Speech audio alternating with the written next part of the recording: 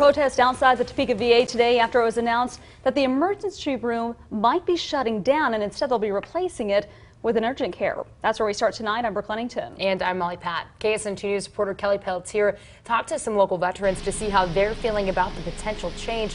So Kelly, what are changes that officials are recommending? Brooke, Molly, the director and CEO of the VA here in Topeka, is considering shutting down the hospital's emergency department and turning it into an urgent care center.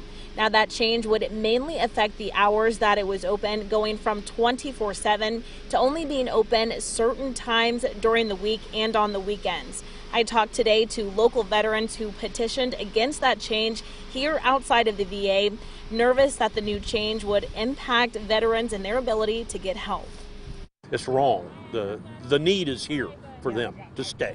Veterans like John AKIN say the change would make accessing quality health care for veterans like himself more difficult. Veterans come from east to here, south, west, and they can come from quite a ways west for the services here. But if you take this away, that just makes them even go further. The VA CEO, Rudy Clover, is recommending turning the current emergency department into an urgent care center. That would change the current hours from 24 hours a day, 7 days a week in half, to 12 hours during the week and up to 18 hours on the weekends. He says the hospital has seen an average of 1 to 2 veterans from late at night to early in the morning, and thinks the tax dollars that keep them in business could be utilized better elsewhere. As we looked over access, we looked over cost, we looked over quality, there was a time from late in the evening until early in the morning where we did not have very many veterans coming to see us. Veterans petitioning against the change say they're worried the type of services veterans can get will change, forcing them to go to other VAs for help, the closest being in Leavenworth, 60 miles away. They shouldn't have to drive to Leavenworth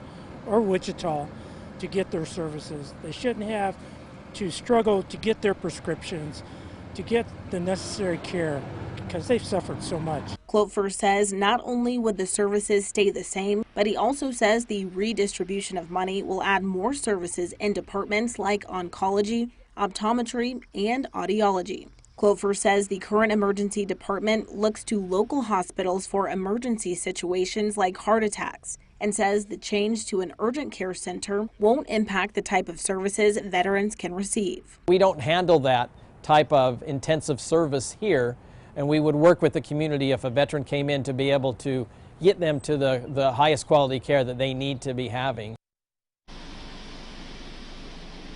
Now, right now, the CEO and director's suggestion is just that. It's a suggestion. Nothing is set in stone. The proposal would need to go through regional and national approval before anything is done. And the director says the earliest things could change is later this year. Reporting live in Topeka, covering local news that matters, Kelly Peltier, KSNT News.